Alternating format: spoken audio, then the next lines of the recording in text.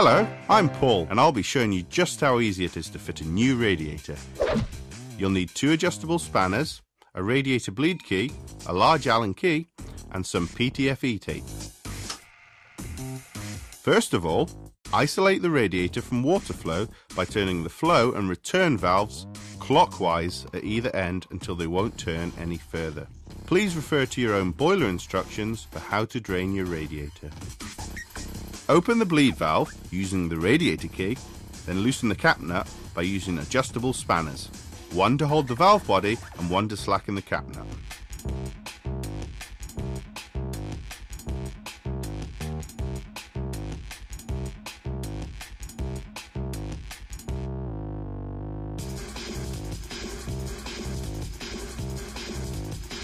Avoid spillage by using containers underneath to capture excess water. The excess water can then be emptied into a larger container or bucket. Carefully lift the radiator off the wall brackets and tilt to the side to drain any remaining water.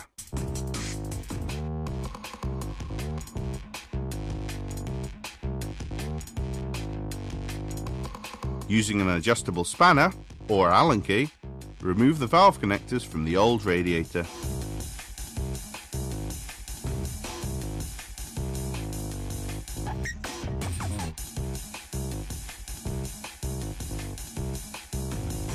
As a brief reminder, drain the radiator and turn off both valves. Slacken cap nuts with an adjustable spanner.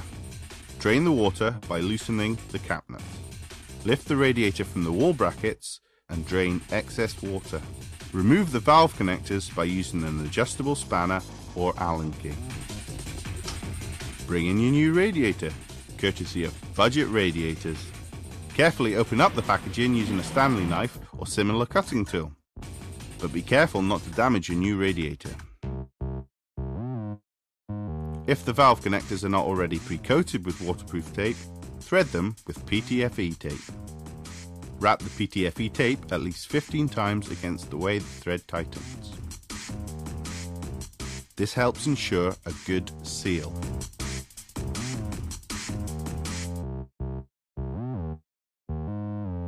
Fit the top tails onto the radiator and tighten them using an adjustable spanner.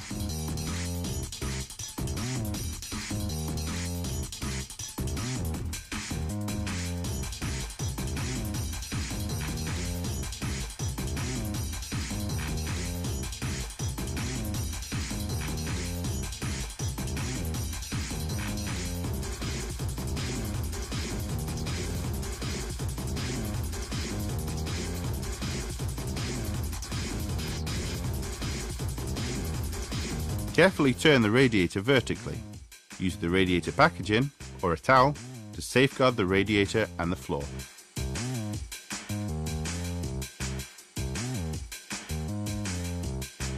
Fit the valve connectors using an adjustable spanner or use a large Allen key if required. Before we fit your new radiator, it is worth noting that your wall brackets may have to be repositioned depending on the measurements of your new radiator. If the radiator is of a different size, we recommend you seek advice from a professional on this matter, as you may need to move pipes to suit the new dimensions. For convenience, we recommend you purchase a new radiator that matches your current radiator's measurements.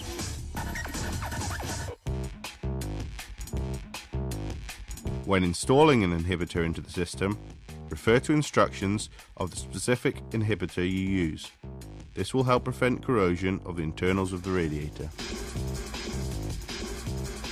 To recap, wrap the PTFE tape around the valve threads 15 times against the way the thread tightens. Remove the plastic plugs from each side of the air vent plugs and replace with the blank and air bleed top tails. Screw on the valve connectors of your old radiator using an adjustable spanner or Allen key. Carefully hang your new radiator back onto the wall brackets.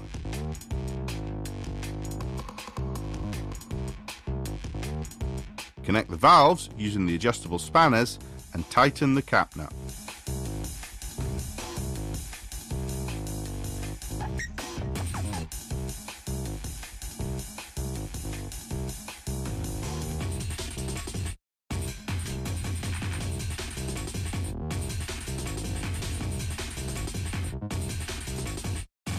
Open up the flow and return valves, allowing water to flow back into the radiator.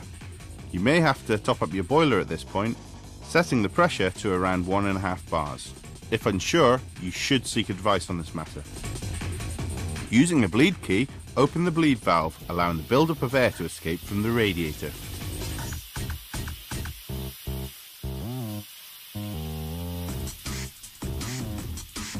Close the valve when the water appears. In summary, hang the radiator back onto the wall brackets. Reconnect the valves to the flow and return pipes, making sure that they are securely tightened but not overly tightened. Allow water to fill the radiator.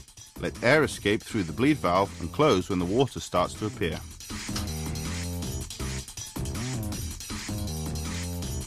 Thanks for watching, and thanks for choosing a budget radiator.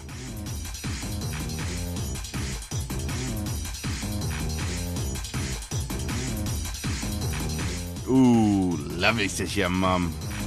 Heat your home in budget style. Fit yourself, you'll save a pile. It's a cinch, you'll thank us later. Budget radiator.